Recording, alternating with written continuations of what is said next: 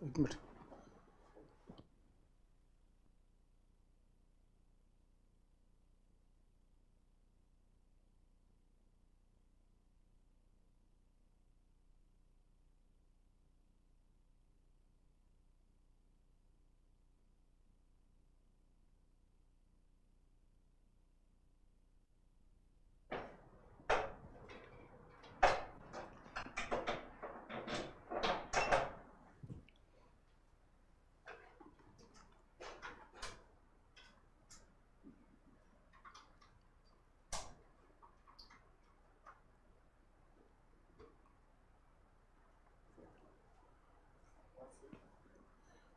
Hello, good morning everyone.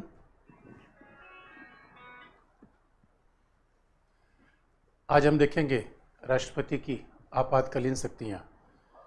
तो आपातकालीन शक्तियाँ अगर हम देखें राष्ट्रपति की आपातकालीन शक्तियाँ, तो हम देखेंगे आर्टिकल 352। इसका मतलब है संविधान में राष्ट्रपति की शक्तियाँ अनेक जगहों पर लिखी गई हैं। विधायी शक्तियाँ, फिर प्रशासनिक शक्ति, आपातकालीन। और अब देखो, हमारे संविधान निर्माता जब संविधान बना रहे थे दुनिया के तमाम जगहों से स्रोत ला रहे थे। और चूंकि बड़ा स्रोत था तो ब्रिटेन की पॉलिटिकल सिस्टम, ब्रिटेन में संविधान कभी लिखा नहीं गया, और दूसरा बड़ा स्रोत था अमेरिका। लेकिन इन दोनों व्यवस्थाओं पर आपातकाल जैसी कोई चीज़ नहीं थी। और लेकिन व्यवहारिक रूप में जब सेकेंड वर्ल्ड वॉर हुआ, द्वितीय विश्व युद्ध हुआ, तो बड़े बड़े देशों ने इमरजेंसी प्रोविज़न लगा दिए। तो संविधान निर्माताओं ने यहाँ से देखा और फिर उन्होंने ढूंढ निकाला एक जर्मनी में जगह है बीमर। तो जर्मन वासियों ने जो बीमर में संविधान बनाया था हिटलर के आने के पहले, उसी को वीमार संविधान या वाइमार कॉन्स्टिट्यूशन, WEIMER, वीमर या वाइमार संविधान कहा जाता है, वहाँ से आपातकाल का प्रावधान ले लिया। इसका मतलब है कि जहाँ जहाँ से बेहतर स्रोत दिखा, और ये कितनी बड़ी बात है, श्रीलंका में आप देखो आपातकाल लगा था, अमेरिका में पहले राष्ट्रपति ट्रम्प थे, और कोरोना के समय देखो, ये तो कुल मिला के व्यवहारिक रूप में आपातकाल जैसी कंडीशन थी। तो दोस्तों, भारतीय संविधान निर्माता समझ गए थे, चाहे जीवन हो चाहे राष्ट्र का जीवन हो, हमेशा सामान्य परिस्थितियाँ नहीं चलती, इमरजेंसी आता है। इसलिए हॉस्पिटल में एक इमरजेंसी वार्ड होता है, एयरक्राफ्ट में एक इमरजेंसी डोर होता है। इमरजेंसी का मतलब है कि वो हमेशा खोलने के लिए नहीं है। अच्छा, ये भी बता दें कि जब कोई आपसे पूछे भारतीय संविधान की विशेषता लिखना है, तो उसमें आपातकाल मत लिखो बच्चों। आपातकाल भारतीय संविधान की विशेषता नहीं है, अरे कुछ एक्सेप्शन है। अब मान लो कि किसी शरीर में पूछा है 5 उंगली है, कई लोगों को 6 उंगली हो जाती है, तो 6 उंगली होना विशेषता थोड़ी है, वो तो एक्सेप्शन है, अपवाद है। तो अब हम देखें जरा आपातकाल के मामले में संविधान क्या कहता है और राष्ट्रपति को किस प्रकार की शक्तियाँ हैं। तो हमारा जो वीमर संविधान से आपातकाल का प्रावधान लिया गया, और आपातकाल के बारे में अगर हम देखें इमरजेंसी, तो ये तो बात पक्की है कि सामान्य काल नहीं है। तो आप कहोगे कि सर ये इमरजेंसी में खास बात क्या है, सामान्य काल क्यों नहीं है, इसे इमरजेंसी क्यों कहा गया, और सामान्य काल इमरजेंसी में क्या फ़र्क होता है। तो बच्चों, बहुत सिंपल सी बात आपको बता दें कि देखो, जब आपातकाल होता है, तुलसीदास ने भी कहा गया है कि तुलसीदास ने भी कहा, आपातकाल परखिए चारी, धीरज धर्म मित्र और नारी। अच्छा, जीवन में भी आपातकाल आता है, और दोस्तों आज तक महान कौन बना है जो आपातकाल को संयम से झेल ले। इसलिए कई बच्चों के सामने बड़ी कठिनाई आती है तो घबरा जाते हैं, जबकि कठिनाई जिसके सामने आएगी वही तो मोदी बन पाएगा। इसका मतलब दोस्तों, कठिनाई तो जीवन में आनी है। तो स्वाभाविक रूप में आपातकाल में क्या होता है कि हमारा संघात्मक शासन, देखो आपातकाल क्या है, जब संघात्मक शासन एकात्मक शासन जैसा चलने लगे तभी आपातकाल है। यानी ये नॉर्मल कंडीशन नहीं है। और अब आपको संघात्मक शासन चूँकि आपने पढ़ लिया है, इसे ये बात भी बहुत स्पष्ट हो गई आपको। जब संघात्मक शासन एकात्मक शासन जैसा चलने के तो आपातकाल है। तो सामान्य परिस्थितियों में क्या है, हमारा संविधान संघात्मक, आपातकाल में क्या है, एकात्मक। दूसरी बात, जब मूल अधिकार निलंबित हो जाए, जब मूल अधिकार निलंबित हो जाए तब क्या होगा, आपातकाल। और बच्चों, बड़े ध्यान देने की बात है, हमारे यहाँ लोकतंत्र इसीलिए है कि हमें अधिकार और आज़ादी है। आप याद रखना, लोकतंत्र का मतलब निर्वाचन कारण नहीं होता, लोकतंत्र के लिए बहुमत का शासन नहीं है, ये तो उसकी सामान्य द्वितीयक विशेषताएं हैं। अगर लोकतंत्र का मर्म देखो, उसकी प्राथमिक विशेषता देखो, तो क्या होगा? लोकतंत्र क्या है? ये अधिकार, जहाँ आज़ादी हो, जहाँ अधिकार हो, वही तो लोकतंत्र है, यही तो लोक है। अदरवाइज आप अगर ये कहो कि हम भारतीय संविधान को चीन और उत्तर कोरिया जैसा बनाना चाहते हैं, तो मैं कहूँगा कि बच्चों फिर उसमें से फंडामेंटल राइट्स निकाल दो। फंडामेंटल राइट्स आपने निकाल दिया तो भारतीय संविधान तुरंत नॉर्थ कोरिया और चीन जैसा हो जाएगा। इसलिए मूल अधिकार निलंबित हो जाएंगे। तो ये आपातकाल है। सामान्य काल क्या है? जहाँ संघात्मक शासन है। सामान्य काल क्या है? जहाँ मूल अधिकार है। अब ऐसे आप देखो, अगर आपातकाल होगा तो फेसबुक, ट्विटर, जो भी आप लिख रहे हो वो बंद कर दिया जाएगा। मीडिया वाले जो समाचार छाप रहे हैं उस पर तमाम रिस्ट्रिक्शन हो जाएंगे। अभी सामान्य परिस्थिति तो नहीं है। और एक और भी कंडीशन आप देख सकते हो। आपातकाल का मतलब क्या है? अब इसका मतलब है कि आपातकाल और सामान्य परिस्थितियों में हमें अंतर पता चल गया। यद्यपि हम एक अंतर और कर सकते हैं।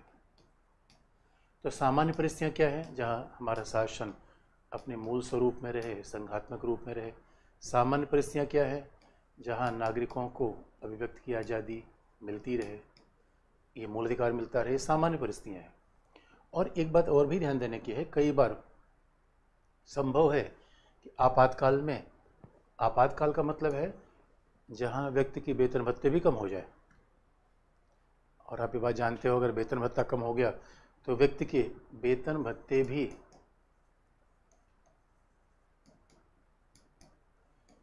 वेतन भत्तों में कटौती की जा सकती है। ये होता है आपातकाल में।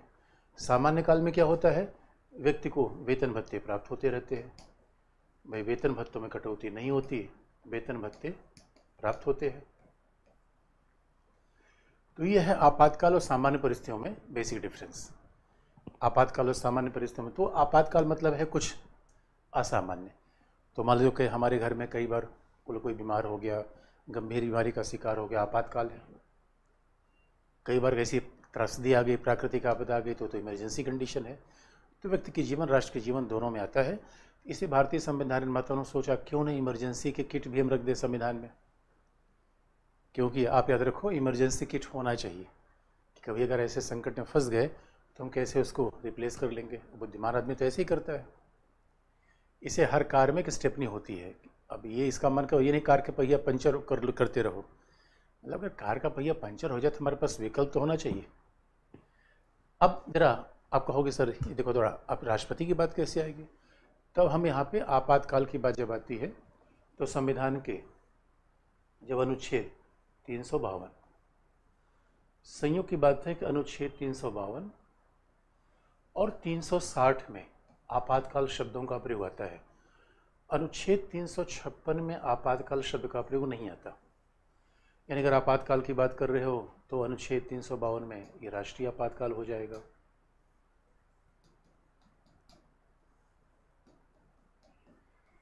ये अनुच्छेद 360 ये वित्तीय आपातकाल हो जाएगा। और अनुच्छेद 356 के संदर्भ में आपातकाल शब्द का प्रयोग नहीं होता है, बल्कि शब्द का प्रयोग होता है संविधान के तंत्र की विफलता। और अगर आपको याद होगा तो संघीय शासन में हमने ये बात बता रखी थी। तो अनुच्छेद 356 में आपातकाल शब्द का प्रयोग नहीं आता, बल्कि आता है संविधान के तंत्र की विफलता। संविधान का तंत्र विफल हो गया तो राष्ट्रीय आपातकाल, वित्तीय आपातकाल और 360 में संविधान के तंत्र की विफलता। अब जरा देखिए, पहले 352 देख लें, 360 फिर 356। अब ये इंटरेस्टिंग बात है कि तीनों संविधान के एक ही भाग 18 में है। तो संविधान के तंत्र की विफलता को आपातकाल क्यों नहीं कहा जाता, इसका भी कारण आपको बता देंगे। लेकिन पहले जरा शुरुआत करें राष्ट्रीय आपातकाल से। तो अब देखो बच्चों, राष्ट्रीय आपातकाल, नेशनल इमरजेंसी। अब आप जानते हो कि उद्घोषणा, अब 352 में क्या क्या बातें हैं यही थोड़ा आपको बता दें, क्योंकि इसमें कुछ हमें फैक्ट मिल जाए, कुछ तथ्य मिल जाए, कुछ विचार हमें बन जाएंगे।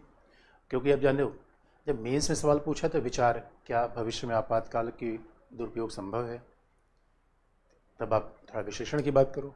कुछ फैक्ट भी हमें चाहिए कि आपातकाल कितनी बार हुआ, कैसे होता है, इसके बारे में फैक्ट भी चाहिए। इसलिए पहला हम देखेंगे कि आपातकाल की उद्घोषणा कौन करेगा, तो राष्ट्रपति। अब यहाँ राष्ट्रपति की बात आएगी और हम देख रहे हैं राष्ट्रपति की शक्तियाँ। तो कहा जाता है भारत में आपातकाल की उद्घोषणा प्रोक्लेमेशन प्रेसिडेंट करेगा, और प्रेसिडेंट करेगा और वो मंत्रिमंडल की लिखित सलाह पर।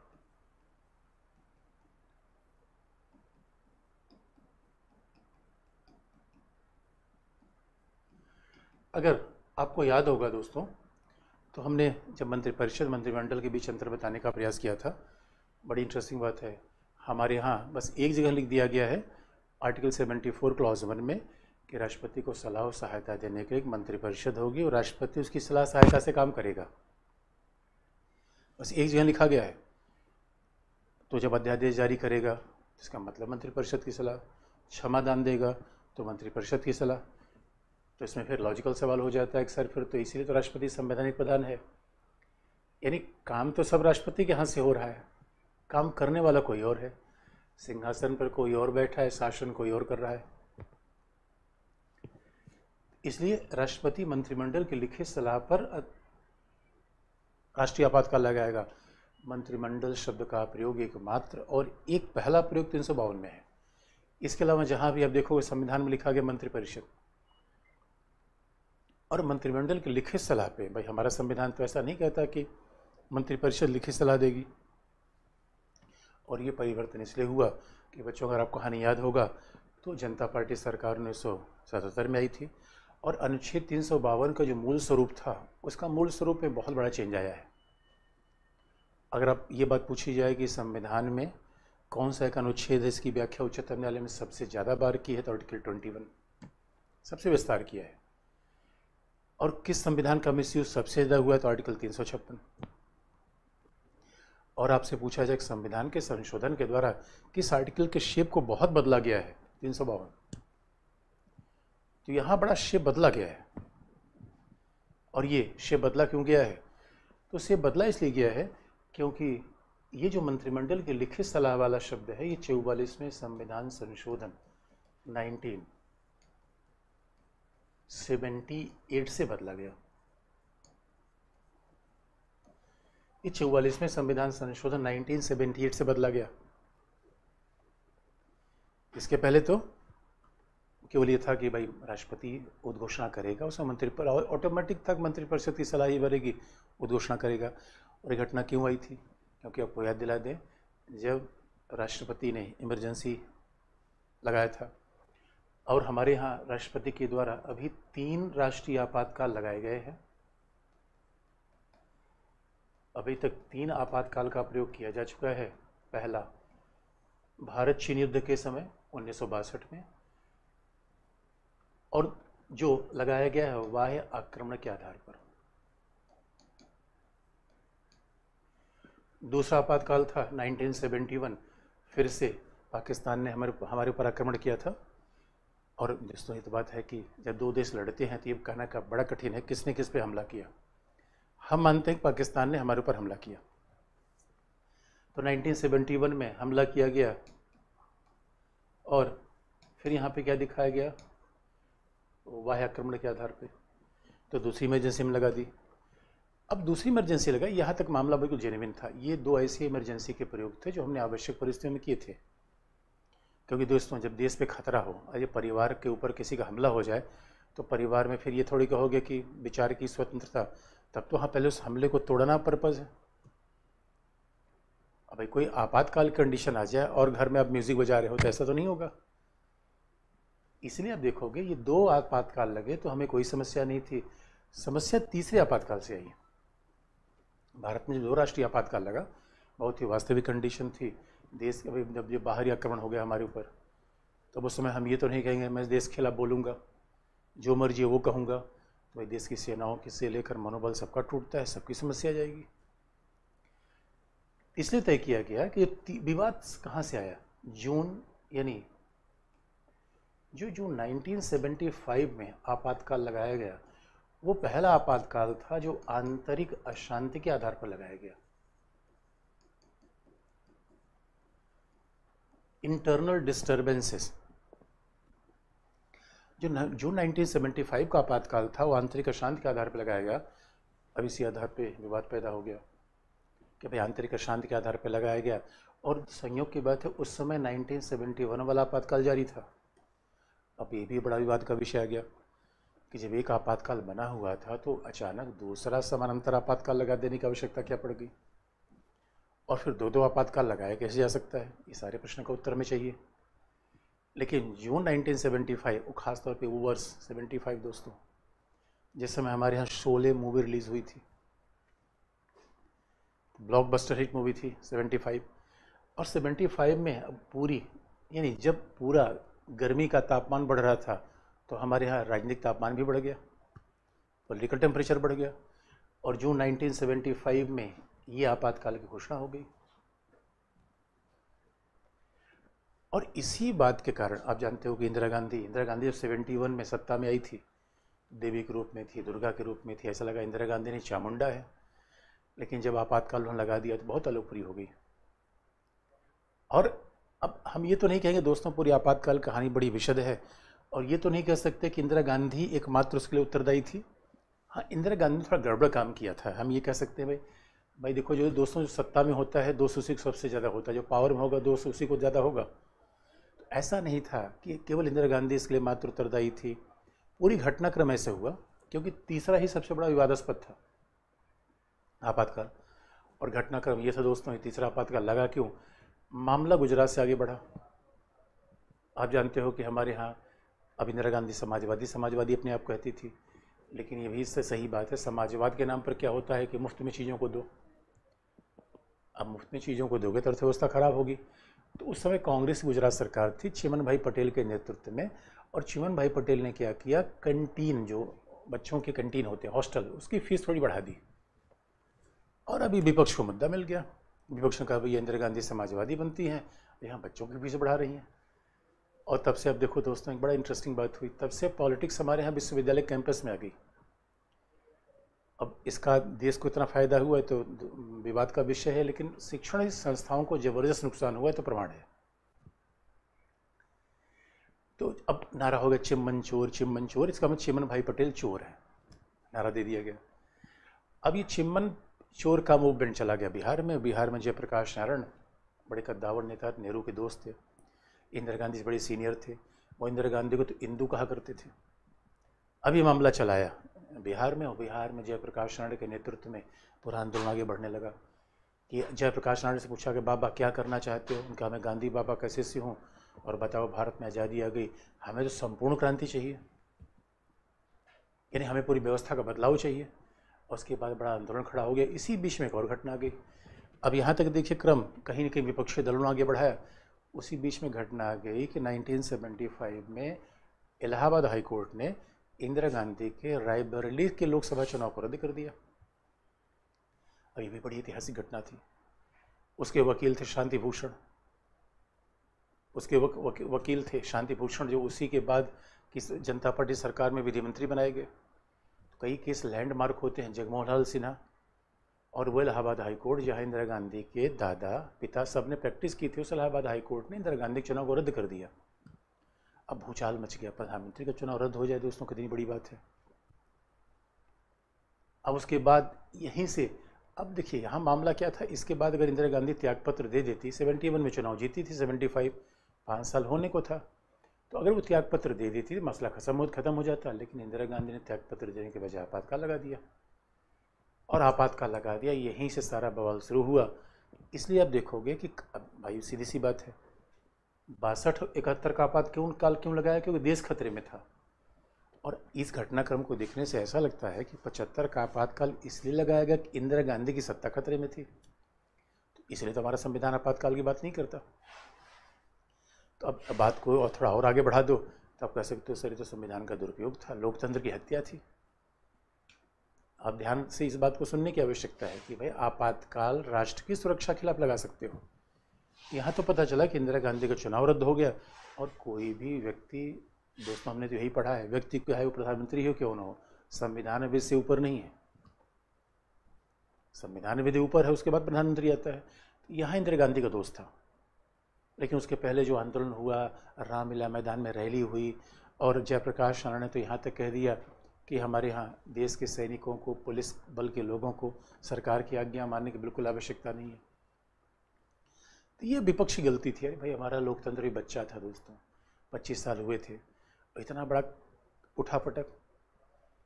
तो इस वजह से इस पर विवाद था। और उसी के बाद जब जनता पार्टी शासन आई 77 में चुनाव जीतकर, तो जनता पार्टी शासन ने अनुच्छेद 352 को बहुत टफ करने का प्रयास किया। इसीलिए आप बार बार अनुच्छेद 352 में शब्द का चेंज देखेंगे। तो इसीलिए 44वें संविधान संशोधन द्वारा जनता पार्टी सरकार द्वारा लाया गया, क्योंकि जनता पार्टी सरकार इसी बात पे चुनाव जीती कि इंदिरा गांधी ने लोकतंत्र की हत्या कर दी। इंदिरा गांधी ने लोकतंत्र को बर्बाद कर दिया। और आप जानते हो, अभी भी जब राहुल भैया लोकतंत्र की बात करते हैं, विपक्षी दल के लोग कह देते हैं दादी को याद करो। तो मसला तो था। अब यह तीसरा आपातकाल हो गया। तो अब सवाल है कि संविधान में आज की डेट में कौन से आपातकाल लगाने के आधार क्या है। अब 352 में जो आज के आधार है, क्योंकि संविधान में तो संशोधन हो सकता है, तो आज का आधार क्या है? युद्ध, बाहरी आक्रमण, और ये दो तो पहले से थे,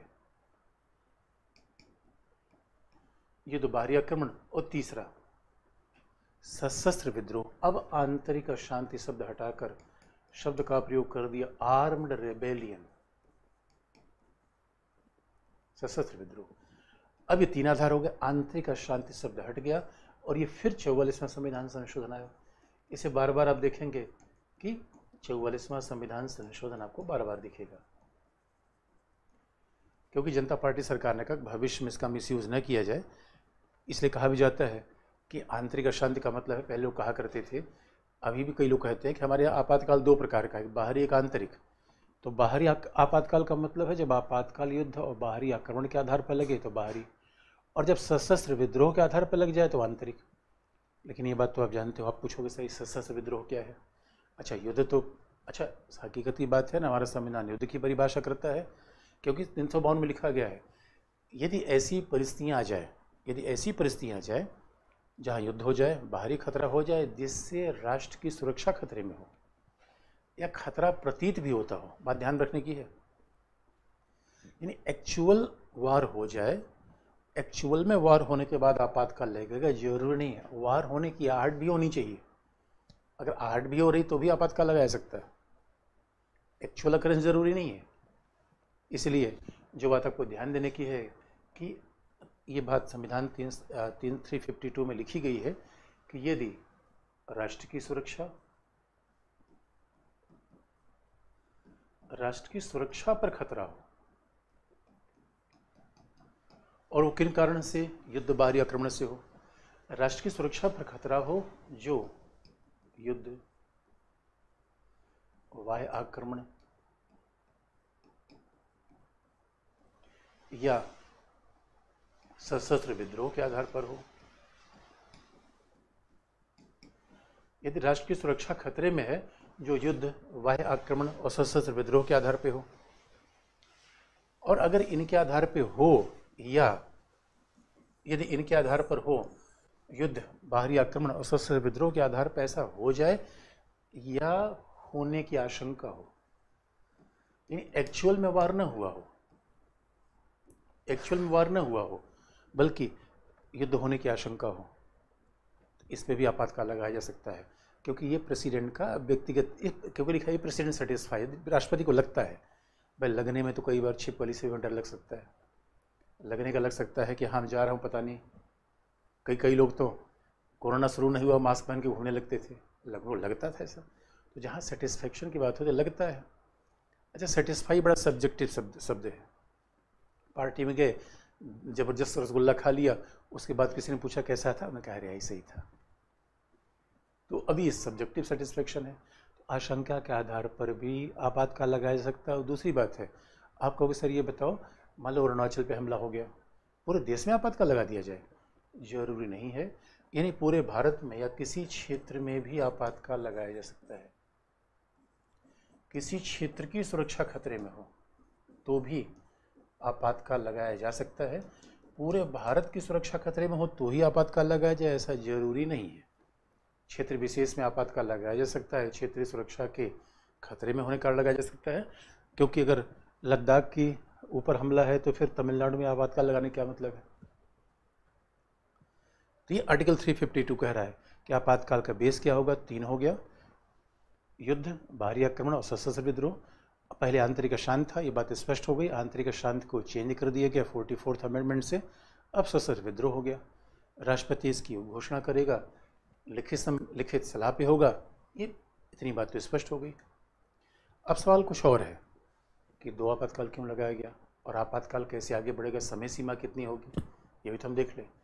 तो अब हम जरा देखें कि राष्ट्रीय आपातकाल की समय सीमा कितनी है। 352 की बात भी हमें कर रहे हैं अभी।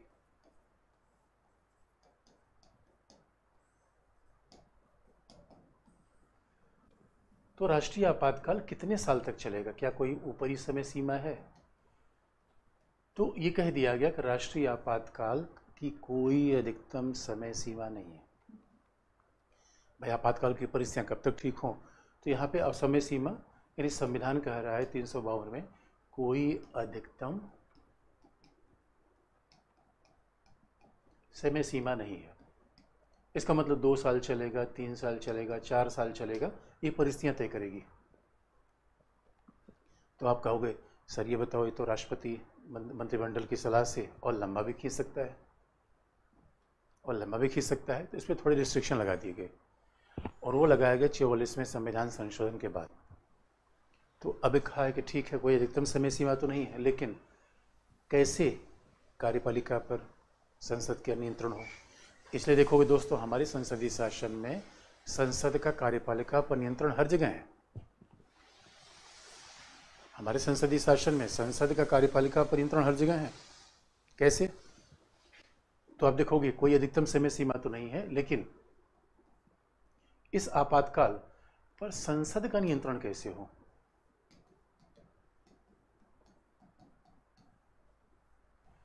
इस आपातकाल पर संसद का नियंत्रण कैसे किया जाए, कार्यपालिका और राष्ट्रपति की शक्ति पे संसद कंट्रोल कैसे हो। तो ये बात बड़ी ध्यान देने की है कि संसद का नियंत्रण कैसे हो। पॉइंट नंबर 1, संसद का नियंत्रण कैसे होना चाहिए। पॉइंट नंबर 1 कि पहला, भाई संसद कैसे कंट्रोल करे, तो पॉइंट नंबर 1 की बात की गई, जो पहली बात की गई कि संसद का नियंत्रण कैसे होना चाहिए। पहला, यदि राष्ट्रीय आपातकाल है तो राष्ट्रीय आपातकाल की उद्घोषणा के 30 दिन के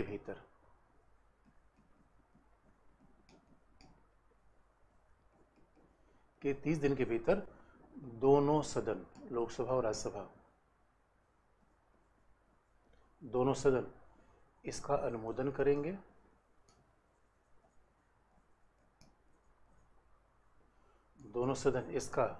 करेंगे। जो विशेष बहुमत से पारित होगा।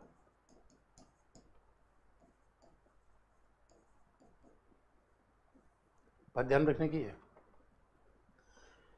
30 दिन के भीतर दोनों सदन इसका अनुमोदन करेंगे जो विशेष बहुमत से पारित होगा।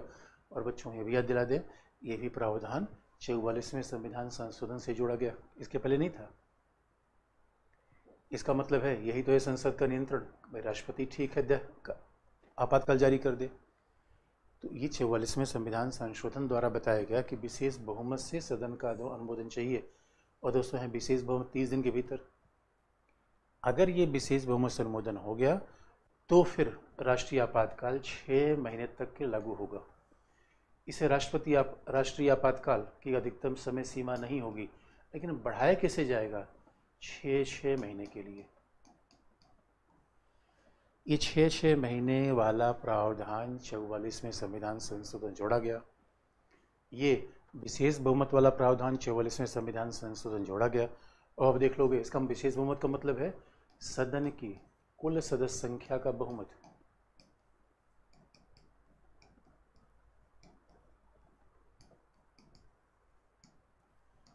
सदन की कुल सदस्य संख्या का बहुमत और उपस्थित और मत देने वालों का 2/3। इस मत से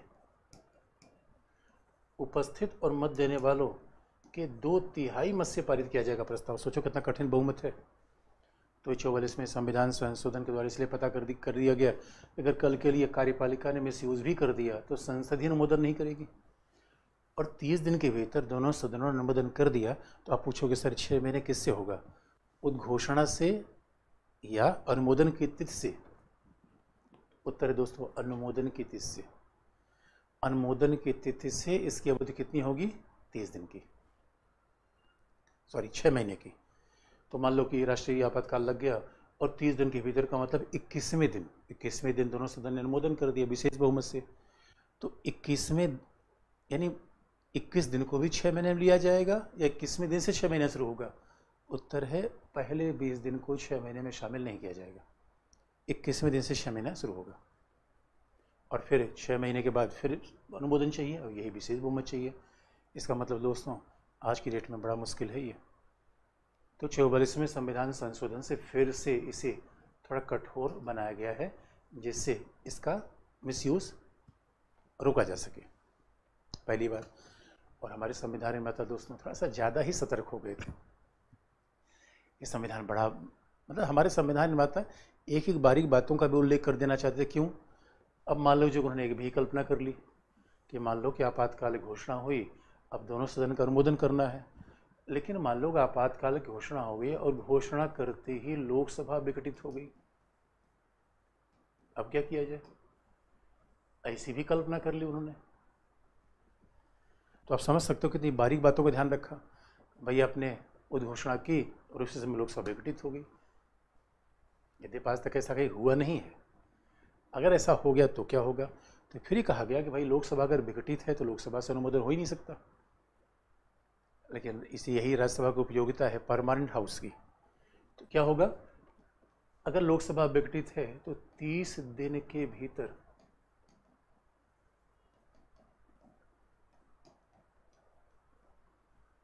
राज्यसभा इसका अनुमोदन करे। 30 दिन के भीतर राज्यसभा इसको अनुमोदन कर दे विशेष बहुमत से, ये बात शर्त हमेशा रहेगी। और अब लोकसभा का निर्वाचन आप जानते हैं 6 महीने के भीतर तो हो ही जाएगा। और नवगठित लोकसभा पुनर्निर्वाचित या नवगठित लोकसभा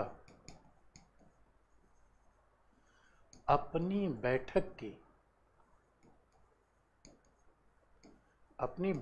की पहली तिथि से, ध्यान देना है, अपनी बैठक की पहली तिथि से, यानी निर्वाचन की तिथि से नहीं, ऑब्जेक्टिव एग्जाम में शब्दों को खूब ध्यान देकर पढ़ा जाता है।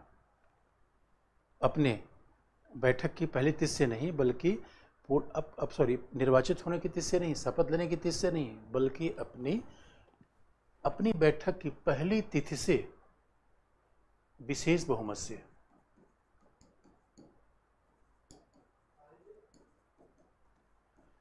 विशेष बहुमत से इसका अनुमोदन कर दे। तो फिर आप जानते हैं कि आपातकाल 6 महीने बढ़ेगा, अन्यथा आपातकाल समाप्त। दोनों सदन का अनुमोदन चाहिए। ये जरा रिस्ट्रिक्शन लगा दिया गया, आप समझ सकते हैं। इसलिए अगर कोई ये सवाल पूछे कि क्या भविष्य में आपातकाल का दुरुपयोग किया जाए, बहुत कठिन है। 44वें संविधान संशोधन के बाद तो बड़ा कठिन कर दिया गया। फिर आप कहोगे सर दूसरी बात, 2 आपातकाल क्यों लगा? और आपातकाल होगा तो क्या लोकसभा का चुनाव भी होगा? अब ये डिपेंड करता है कंडीशन पर। तो पहले जरा इस बात का जवाब दें कि 2 आपातकाल क्यों लग गया। एक आपातकाल 77 में था, तो आप देखो एक आपातकाल 71 से था। तो संयोग की बात थी, जो आपातकाल 71 से लगाया गया था वो भी खत्म हुआ 77 में, जनता पार्टी ने खत्म किया था। और जो आपातकाल 75 में लगाया गया था वो भी 77 में खत्म हुआ। तो 75 से लेकर 77 तक 2 आपातकाल चलते रहे। तो आप कहोगे सर इसका बेस क्या है, क्यों ऐसा किया गया? तो जरा वो उत्तर देख लें, ऐसा क्यों किया गया। तो जब हम राष्ट्रीय आपातकाल की बात करते हैं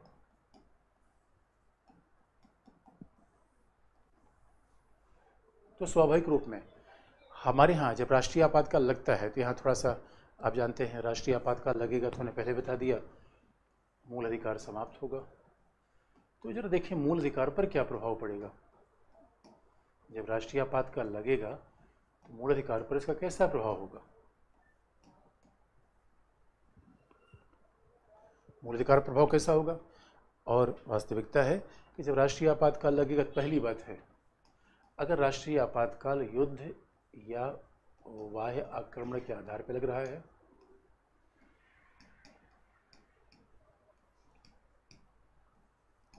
यदि राष्ट्रीय आपातकाल युद्ध बाहरी आक्रमण के आधार पर लगेगा तो जो अनुच्छेद व्यवहार में आएगा वो है 358। जो अनुच्छेद लागू होगा वो क्या है 358। यानी 358 किसका है 352 का बच्चा है। जब 352 आएगा तभी 358 आएगा। यानी आपातकाल का मूल अधिकार पर प्रभाव पहला क्या है 358। और 358 कब होगा जब राष्ट्रीय आपातकाल युद्ध या बाहरी आक्रमण के आधार पर हो। तो आप याद रखो तब इस कंडीशन में अनुच्छेद 19 जो हम पहले पढ़ चुके हैं मूल अधिकार में, अनुच्छेद 19 स्वाभाविक रूप में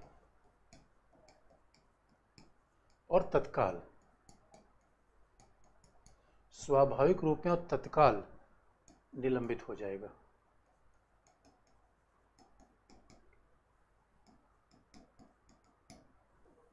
बात ध्यान देने की है कि जैसे ही राष्ट्रीय आपातकाल लगेगा आर्टिकल 19 इमीडिएटली, तत्काल और ऑटोमेटिकली खत्म हो जाएगा।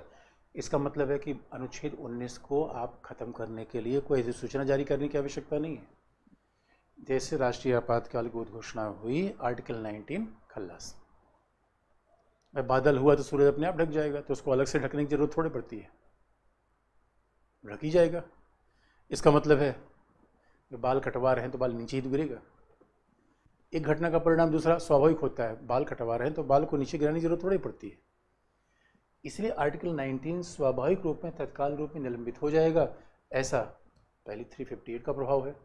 इसीलिए कहा दिया गया कि ये आपातकाल का प्रभाव। लेकिन फिर आपके दिमाग में सवाल होगा, सर ये बताओ ये तो आपने बताया नहीं कि दोहरे की क्यों जरूरत पड़ी। तो इसी में इसका उत्तर छुपा हुआ है। ज़रा हम ये बात और स्पष्ट कर दें। मूल अधिकार पर दूसरा प्रभाव होता है अगर मान लो कि आपातकाल युद्ध बाह्य आक्रमण के आधार पर न हो, अगर आपातकाल सशस्त्र विद्रोह के आधार पर हो तब क्या होगा। तो आपातकाल सशस्त्र विद्रोह के आधार पर हो तो इसका प्रभाव 359 में देखा जाएगा। 358 नहीं 359। और 359 में कहा गया है इसमें स्वाभाविक रूप में कोई मूल अधिकार निलंबित नहीं होगा, बल्कि इसके बाद क्या करेंगे, राष्ट्रपति अपनी उद्घोषणा के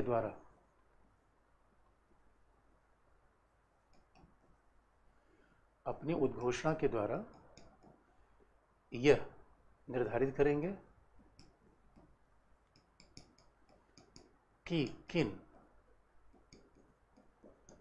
किन मूल अधिकारों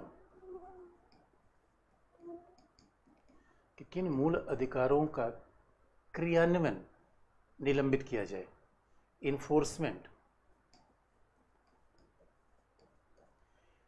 किन मूल अधिकारों का क्रियान्वयन निलंबित होगा, ये बात बड़ी महत्वपूर्ण है। आर्टिकल 359 में ये लिखा गया है राष्ट्रपति उद्घोषणा करेगा और राष्ट्रपति उस उद्घोषणा के द्वारा ये बताएगा कि राष्ट्रपति अपनी घोषणा के द्वारा बताएगा, निर्धारित करेगा कि किन मूल अधिकारों का क्रियान्वयन निलंबित होना चाहिए। किन मूल अधिकारों का क्रियान्वयन निलंबित होना चाहिए ये तय करेगा राष्ट्रपति, ये तय करेगा प्रेसिडेंट। अब सवाल ये है कि लेकिन आप जानते हो कि इसीलिए कहा जाता है कि अगर 359 के आधार पर आपातकाल हो फिर तो जितने चाहे उतने फंडामेंटल राइट निलंबित कर लो आप। और कहा जाता है मूल अधिकारों क्रियान्वयन निलंबित होगा, इसका मतलब किसी को अनुच्छेद 32 और 226 लेने का अधिकार नहीं होगा, इसमें निलंबित होगा 32 और 26। यानी दोस्तों हम ये कह दें कि कोई भी व्यक्ति बाइक से कहीं भी आ जा सकता है, बस उस पेट्रोल की दुकान बंद कर दे। तो पेट्रोल की दुकान जब हमने बंद कर दी इसका मतलब बाइक चलाने के लिए स्वाभाविक रूप से लोगों बंद कर दिया। अरे जब लॉकडाउन के समय ट्रेन बंद हो गई थी तो लोग कैसे आते?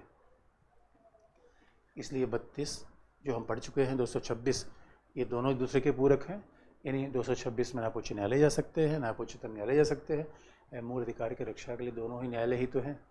और जब जा ही नहीं सकते, यानी हम ये कहते हैं भाई जहाँ चाहे से वहाँ दवाई ले लो, लेकिन डॉक्टर के पास नहीं जा सकते, तो बात तो एक ही हो गई। इस वजह से, और इंदिरा गांधी ने क्या किया, इसलिए इंदिरा गांधी ने दोनों आधार पर राष्ट्रीय आपातकाल लगा दिया, क्योंकि वो सभी प्रकार के अधिकारों को निलंबित करना चाहती थी। क्योंकि 358 के आधार पर केवल 19 निलंबित होता, बाकी मूल अधिकार को आप सस्पेंड नहीं कर सकते थे। इंदिरा गांधी कह रही थी, क्योंकि उस समय बड़ा आंदोलन चल गया था, विपक्षी दल सड़कों पर आ गया था, और कहा भी जाता है लोकसभा चल रही थी, और दोस्तों उसी समय 42वां संविधान संशोधन आया था। उसी समय 42वां संविधान संशोधन आया था जब पूरा विपक्ष जेल में था। वही बड़ी विपक्ष था ही नहीं, सत्ता पक्ष के लोग थे। 42वां संविधान संशोधन पारित कर लिया, जिससे 50 से ज़्यादा आर्टिकल चेंज हो गए। तो लोग तो यही कहते हैं भैया देखो कैसे हम चुन के आई सरकार अधिकारों का निलंबन कर देती है। इसलिए दोस्तों बहुमतवाद कई बार बड़ा खतरनाक होता है। अब सवाल ये है कि जब अब फिर आप देखो, लेकिन आज की जो कंडीशन है दोस्तों, फिर जनता पार्टी ने 44वां संविधान संशोधन कर दिया, और 44वें संविधान संशोधन से कंडीशन ये है कि कोई भी अगर 359 के आधार पर भी आपातकाल लगेगा तो 2021 का क्रियान्वयन निलंबित नहीं होगा। 2021 निलंबित, आज की कंडीशन ये है 2021 निलंबित नहीं होगा। ये बात जोड़ी गई 44वें संविधान संशोधन के द्वारा। 44वें संविधान संशोधन द्वारा ये बात जोड़ दी गई। तो ये बड़ी ध्यान रखने की बात है। यानी फिर जनता पार्टी सरकार ने यहाँ पे लिमिटेशन किया। और आप कहोगे अच्छा, इसका यही कारण था दोस्तों, दोहरा राष्ट्रीय आपातकाल इसलिए लगा क्योंकि इंदिरा गांधी हर प्रकार के मूल अधिकारों को खत्म करना चाहती थी। अन्यथा दोहरे आपातकाल लगाने की बाकी कोई आवश्यकता थी नहीं, क्योंकि हमारे देश अगर संविधान से चलता है तो सवाल संविधान ही बदल दिया गया। इसीलिए दोस्तों कई बार बहुमतवाद खतरा पैदा करता है। अब ऐसा थोड़ी जो बहुमत कहेगा वही संविधान हो जाएगा। हमारे संविधान निर्माता इसलिए संविधान को सर्वोच्च रखना चाहते, सरकार को नहीं। संविधान पहले आएगा, लेकिन इसके पहले इंदिरा गांधी ने एक संशोधन और करवा लिया था, और वो संशोधन था 38वां। हमारे मूल संविधान में दोहरे आपातकाल का प्रावधान नहीं था, लेकिन 38वें संविधान संशोधन से इंदिरा गांधी ने दोहरे आपातकाल को जोड़ दिया। दोहरा आपातकाल रहेगा।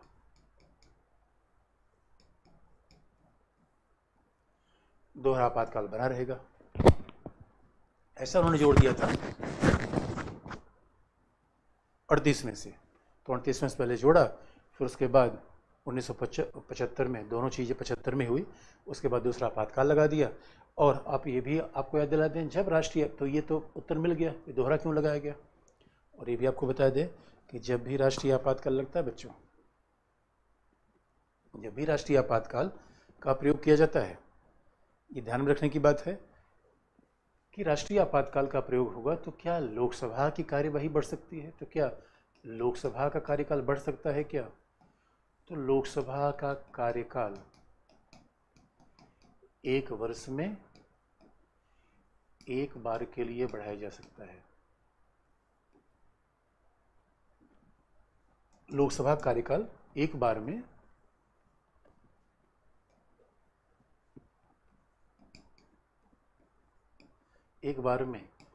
एक वर्ष के लिए बढ़ाया जा सकता है। 1 वर्ष के लिए बात ध्यान रखने की है।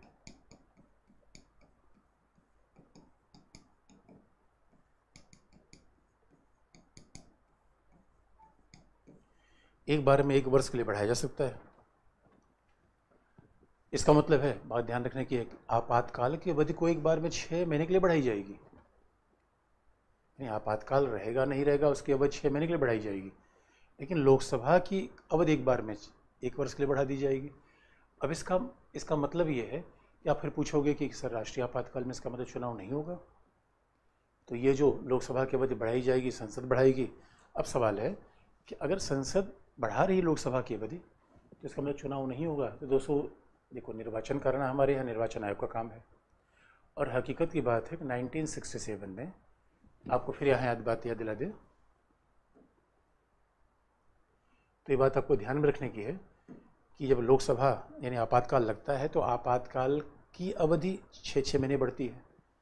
लोकसभा की अवधि एक बार में 1 वर्ष बढ़ती है। और आपको ध्यान देने की बात है, जब ये 62 का आपातकाल चल रहा था, ये 68 में ख़त्म हुआ था। इसी बीच में 67 में लोकसभा चुनाव हुआ था। इसका मतलब है आपातकाल के दौरान निर्वाचन अगर हो जाएगा तो लोकसभा की अवधि बढ़ाई जाने की आवश्यकता ही नहीं है। लेकिन 75 के हिसाब से तो भाई 71 में चुनाव हुआ, 75 में चुनाव होना चाहिए था, लेकिन ये 77 में हुआ, इसलिए इस दौरान लोकसभा की कार्यवाही 2 बार 1-1 वर्ष के लिए बढ़ाई गई थी 75 में। इसका मतलब है कि राष्ट्रीय आपातकाल लगने पे जरूरी नहीं है कि लोकसभा की कार्यवाही बढ़ाई जाए, लेकिन आवश्यकता पड़ने पर लोकसभा की कार्यवाही बढ़ाई जा सकती है। और ये भी ध्यान रखने की है, अब मान लो कि जब लोकसभा का हमने 1 साल एक बार बढ़ाया, 1 साल बढ़ गई, 2 साल बढ़ गई, तो जिस दिन से हमने तय किया कि ये लोकसभा के कार्यकाल को अब नहीं बढ़ाया जाएगा, तो भी 6 महीने तक आपातकाल का प्रावधान रहेगा।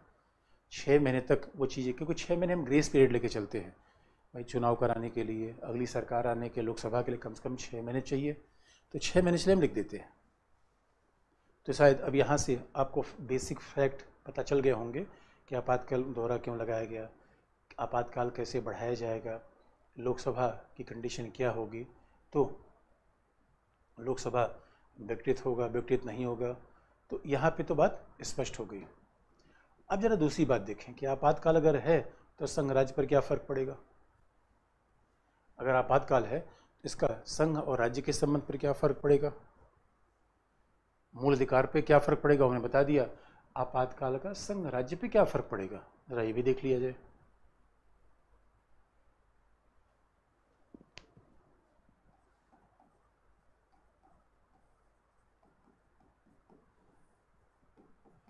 राष्ट्रीय आपातकाल का संघीय शासन पर प्रभाव। अब देखो दोस्तों, हमने संघीय शासन में केवल एक लाइन कह के आगे बढ़ गए थे, क्योंकि हर चीज़ आपस में जुड़ती है। अगर वहाँ हम इसका विस्तार करते तो आपको उलझाव होता। इसलिए राष्ट्रीय आपातकाल का संघीय शासन पर क्या प्रभाव है, इसके लिए थोड़ा सा हम और आगे देख लें। तो राष्ट्रीय आपातकाल का संघीय शासन पर प्रभाव क्या है। पहली बात यह है दोस्तों कि राज्य विधानसभा बनी रहेगी। जब राष्ट्रीय आपातकाल लगता है तो राज्य विधानसभा विघटित नहीं होती, राज्य विधानसभा बनी रहेगी, ये हमें ध्यान रखना है। अब अगर राज्य विधानसभा बनी रहेगी तो लॉजिकल है दोस्तों कि वहाँ मंत्रिमंडल भी रहेगा और मुख्यमंत्री भी रहेगा। और जब राज्य विधानसभा है तो मंत्रिमंडल भी रहेगा, मुख्यमंत्री भी रहेगा, तो राष्ट्रीय आपातकाल लगने से राज्य सरकार भंग नहीं होती, क्योंकि भाई देश की सुरक्षा का मामला है। देश की सुरक्षा का मामला है तो विधानसभा के कार्यकाल को 1 साल में 1 बार बढ़ाया जा सकता है, लेकिन भंग नहीं होगी, क्योंकि चुनाव कराने की कंडीशन हो सकता है ना हो, इलेक्शन कमीशन ने ये बात ना कही हो। अब सवाल दूसरा है, फिर राष्ट्रीय आपातकाल का मतलब क्या है। लेकिन शक्ति का विभाजन निलंबित हो जाएगा। आपातकाल का प्रभाव क्या होता है, शक्ति का विभाजन निलंबित हो जाएगा। इसका मतलब ये हो गया, शक्ति का विभाजन निलंबित हो जाएगा। इसका मतलब 7वीं अनुसूची, शक्ति विभाजन कहाँ पे है, 7वीं अनुसूची में है। तो जो 7वीं अनुसूची है भाई, शक्ति विभाजन कहाँ है, 7वीं अनुसूची में। अब 7वीं अनुसूची में जो विषय है आप जानते हो, संघ है, राज्य है, समूर्ति है।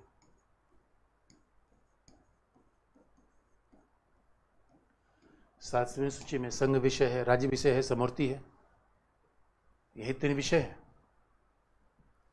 अब अगर शक्तियों का विभाजन निलंबित होगा, इसका मतलब है संघ सरकार सब पे विधि का निर्माण कर देगी।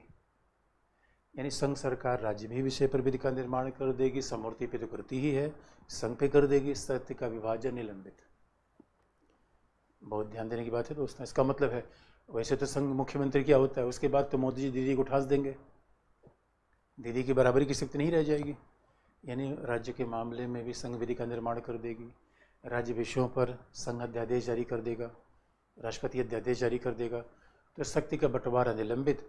बात को दूसरे शब्दों में कहे दोस्तों, तो जब राष्ट्रीय आपातकाल होता है तो राज्य सूची समवर्ती सूची जैसी बन जाती है। बात ध्यान देने की है। जब राष्ट्रीय आपातकाल होगा तो राज्य सूची क्या बन जाएगी? समवर्ती सूची। इसका मतलब समवर्ती सूची पे चूंकि संघ को हमेशा विधि के निर्माण का अधिकार है, इसीलिए समवर्ती सूची बिल्कुल राज्य सूची कैसी बन जाएगी? समवर्ती, कनकरेंट।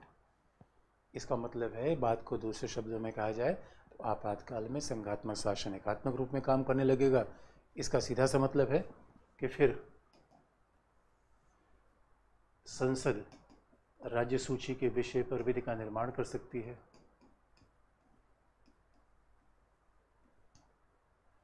राज्य सूची पर विधि का निर्माण कर सकती है। उसके बाद राष्ट्रपति राज्य सूची के विषय पर अध्यादेश जारी कर सकता है।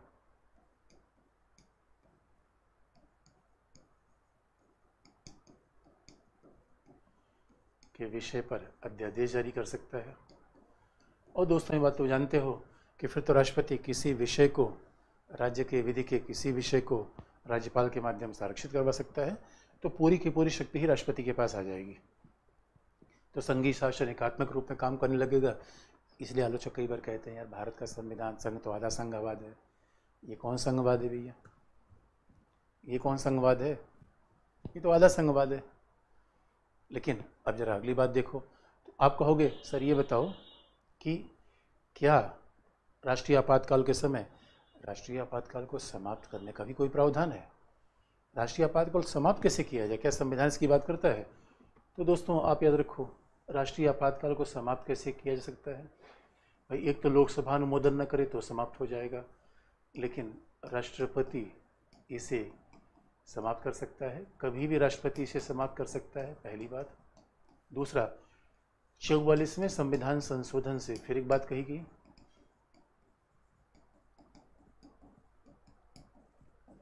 कि लोकसभा इसे सामान्य बहुमत से समाप्त कर सकती है।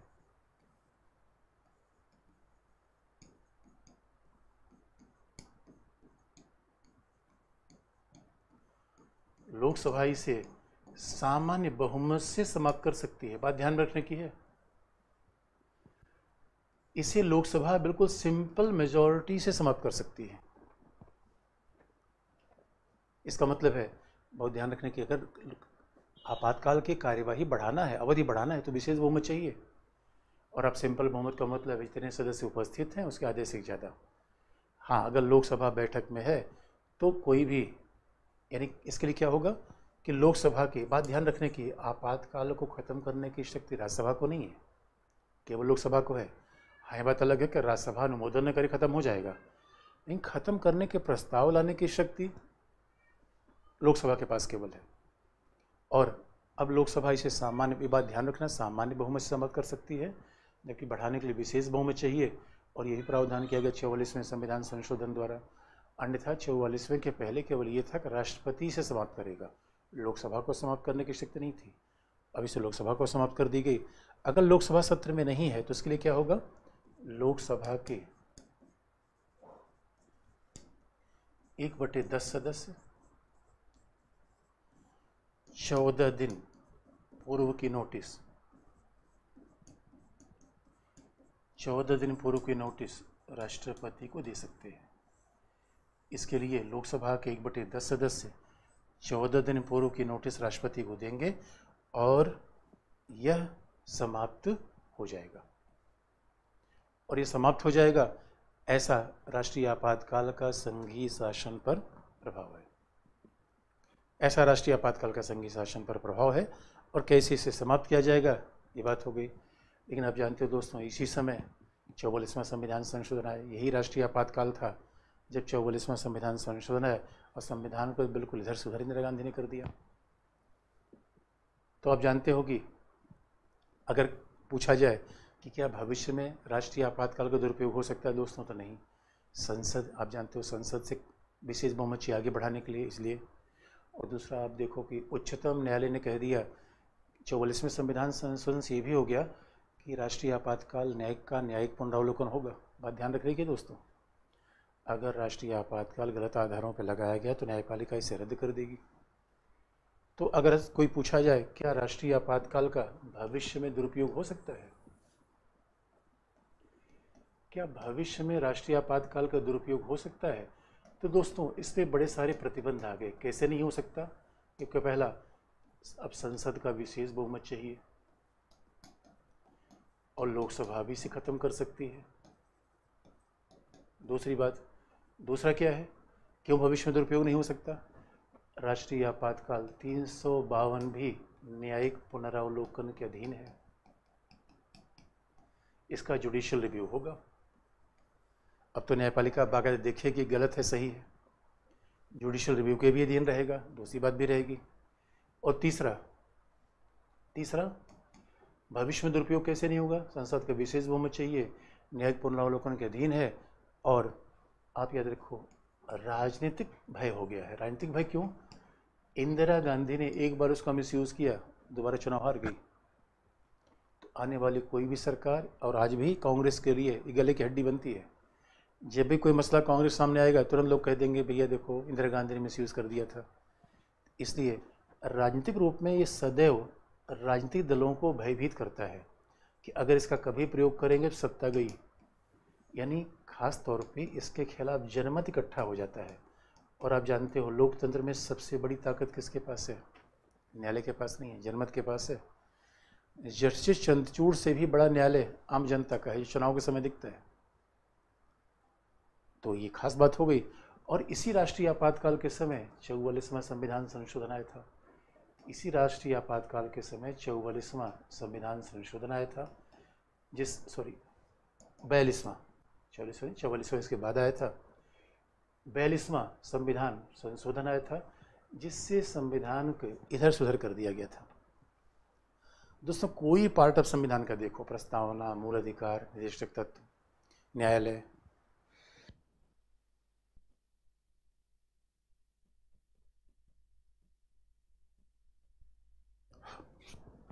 कोई भी, अब दोस्तों कोई भी संविधान का पार्ट इससे देखो जो न प्रभावित हुआ, ऐसा हो ही नहीं सकता। यानी 44वें संविधान संशोधन से, और हुआ क्या उस समय, इंदिरा गांधी के मंत्री थे स्वर्ण सिंह, सरदार स्वर्ण सिंह की अध्यक्षता में एक समिति बनाई गई और इंदिरा गांधी ने कहा कि हमें लगता है कि संविधान में एक बड़े बदलाव की जरूरत है, कि संविधान में थोड़ा फेरबदल किया, जैसे काम नहीं चलेगा। तो हुआ कि भाई संविधान में क्या फेरबदल किया जाए, तो उन्होंने कहा नहीं फेरबदल होना चाहिए। तो ये पता चला कि भाई संविधान में कैसे फेरबदल हो, तब उन्होंने कहा कि संविधान में कैसे फेरबदल होगा, क्योंकि संविधान में कैसे फेरबदल होगा, क्योंकि आप को थोड़ा सा बदलाव करने की आवश्यकता है। भारत में थोड़ा ज़्यादा ही लोकतंत्र है, न्यायपालिका ज़्यादा शक्तिशाली बन गई है, इसलिए इंदिरा गांधी के द्वारा सारे संविधान के बहुत सारे पार्ट को बदला गया। उसमें कौन कौन सा पार्ट बदला था, तो आप देखोगे प्रस्तावना में नए शब्द जोड़ दिए गए, उसमें समाजवाद, प्रस्तावना में समाजवाद, पंथ निरपेक्षता, अखंडता, ये शब्द समाजवाद में जोड़ दिया गया। फिर आप देखोगे मूल अधिकार, निदेशक तत्व को असंतुलित करने का प्रयास किया गया, निदेशक तत्व को ज़्यादा महत्व देने का प्रयास किया गया।